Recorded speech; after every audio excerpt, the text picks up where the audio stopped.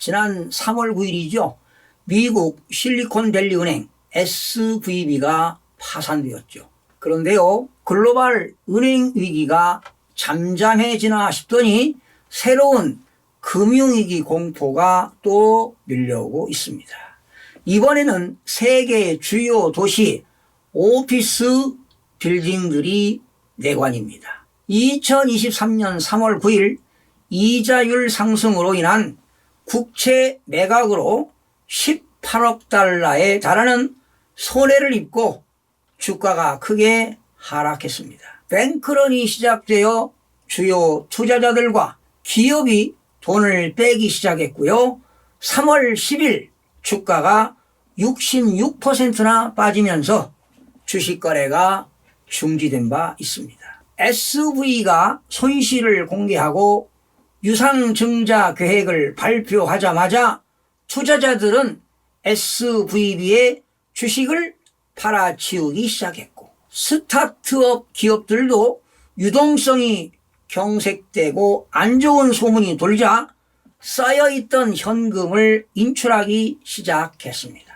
슬랙과 같은 업무용 메신저와 폰 뱅킹 보급화로 뱅크런 속도가 미친 듯이 가속화되어 단 하루 만에 56조 원이 인출되기도 했습니다. 주가 폭락과 기술력 발전의 시너지 효과로 SVB는 뱅크런이 일어나 자산이 급감하고 결과적으로 SVB의 시가총액이 하루 만에 60%가 날아가고야 만 것이었습니다. 사실 이런 일이 빠르게 진행되었던 요인은 버튼 하나로 예금을 대거 옮기는 스마트폰을 이용한 스마트 뱅킹 때문에 뱅크런 속도가 대응할 수 없을 만큼 빨라졌던 것이었습니다. 2008년 글로벌 금융위기처럼 큰 사태는 아니었지만 SNS 뉴스 확산에 겁먹은 고객들, 그리고 스마트폰 뱅킹 앱 열고 예금 인출하였던 것이 작은 불씨를 더욱 키웠던 것입니다.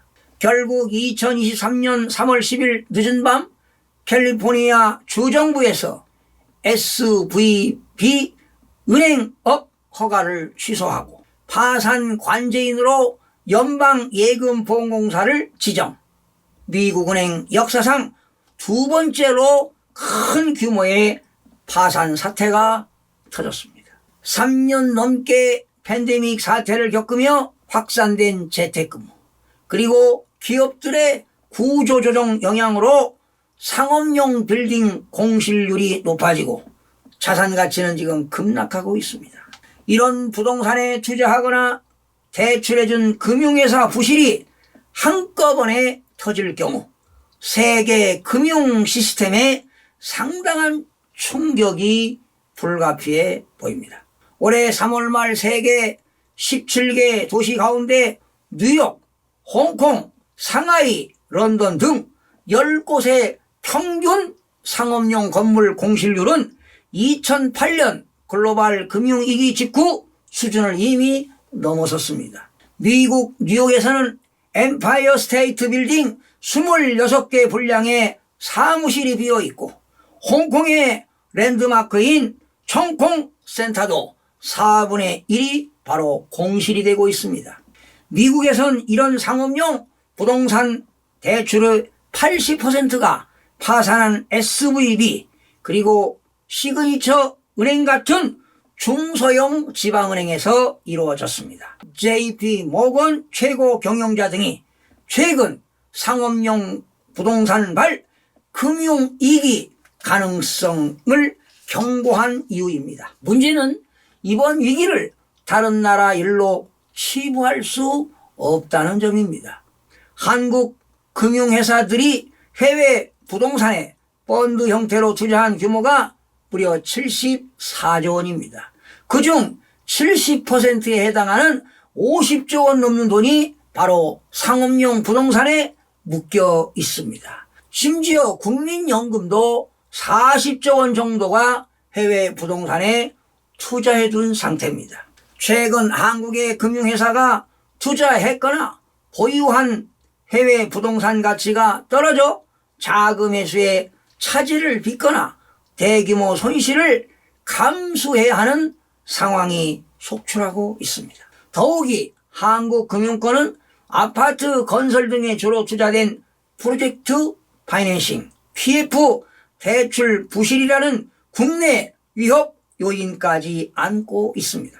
작년 9월 말 기준 PF 대출 규모는 163조 원입니다. 금리와 건축비가 동시에 급등하고 부동산 시장까지 침체되어 개발 사업이 중단되면서 대출해준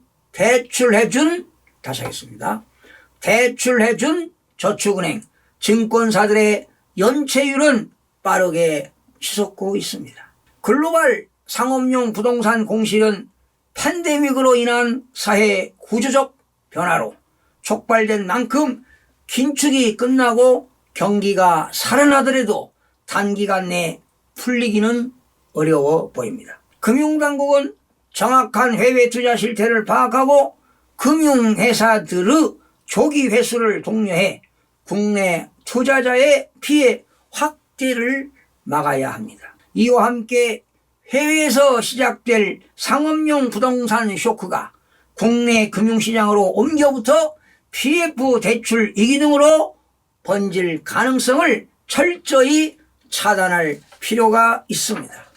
여러분, 지금 세계 각국이 물가를 잡기 위해서 금리 인상 행진이 이어가고 있습니다. 이번 영국에 있는 중앙은행은 22일 기준금리를 연 5.0%로 0.5%나 깜짝 인상했습니다. 그리고 스위스 중앙은행은 기준금리를 0.25% 올리고, 그리고 노르웨이 중앙은행도 0.5% 빅스텝으로 기준금리를 올렸습니다. 특히 튀르기예입니다. 튀르기예 중앙은행은 기준금리가 8.5%인데요. 6.5% 인상해가지고 15%로 대폭 인상하면서 그동안의 금리 역주행을 완전히 끝냈습니다. 제롬 파월 미국 연방준비제도 의장도 이날 상원에서 올해 2회 정도 기준금리를 더 올려야 한다고 재차 강조했습니다. 지금 미국의 기준금리는 상한 5.25%고 한국의 기준금리는 3.5%로 지금 차이가 무려 1.75%가 차이가 나고 있는데요. 미국이 하반기에 기준금리를 또 올린다면은 우리나라 한국은행에도 기준금리를 올릴 수밖에 없는 그런 상황에 처해 있습니다. 이달 미국의 기준금리 동결로 글로벌 금리 인상이 멈출 것으로 기대됐지만 물가 상승세가 쉽사리 꺾이지 않자 각국이 다시 긴축 페달을 밟는 모양새입니다. 한국의 물가도 여전히 불안합니다. 계절적 요인 등의 영향을 받는 농산물 그리고 에너지를 제외한 근원 물가의 둔화 속도가 지지부진하기 때문입니다. 전년 동월 대비 소비자 물가 상승률이 지난 1월 5.2%에서 5월 3.3%로 무려 1.9%가 떨어진 가운데 근원 물가 상승률은 같은 기간 4.1%에서 3.9%로 0.2% 하락하는 데 그쳤습니다. 설사 금리 인상 행진이 멈추더라도 물가를 잡기 위해 고금리 상태는 상당 기간 지속될 수 있을 것으로 보입니다. 고금리가 오래 유지되게 되면 팬데믹 사태 직격탄을 맞은 자영업자 그리고 2030 세대 청년층 등에서 부실이 터져나올 수 있습니다. 벌써 올 들어 5월까지 법원에서 개인회생을 신청한 사람이 5만 명 이상으로 지난해 같은 기간보다 무려 44%가 늘어났습니다. 특히 20대가 6,993건, 30대가 1만 3,846건에 5월까지 신청 건수는 역대 최대치를 기록했던 지난해의 절반 수준을 넘어섰습니다. 특히 급전을 조달하는 대부업체의 연체율도 이미 10% 선을 초과했습니다. 10년 전보다 14배 폭증한 해외 부동산 펀드, 약 130조 원 규모의 부동산 프로젝트 파이낸싱도 시한폭탄이 될 수 있습니다. 비금융기업 3만여 곳 중에서요, 이자 보상 비율이 1 미만으로 영업이익을 가지고 이자 비용을 갚지도 못하는 그런 기업들, 회사가 지난해 말 35.1%에 달했습니다. 바로 이런 것들이 한계 기업입니다. 반면 자영업자들의 대출 연체 상황도 심상치가 않습니다. 지난해 몇 년간 팬데믹 사태와 경기 부진을 빚으로 버텨오다가 더 이상 원리금을 상환하지 못하는 사례가 지금 속출하고 있습니다. 한국은행에 따르면요, 올 1분기 기준 자영업자 전체 금융기관 대출 잔액이 무려 1,034조 원에 달하고 있습니다. 지금 연체율이 1%를 찍으면서 2015년 1분기 이후 8년 만에 가장 연체율이 높습니다. 특히 여러 곳에 빚을 진 다중 채무자이면서 저소득 상태인 취약 자영업자들이 진 빚이 무려 104조 원인데요. 지금 10%가 연체 상태라고 합니다. 이게 무지무지한, 지금 무시무시합니다.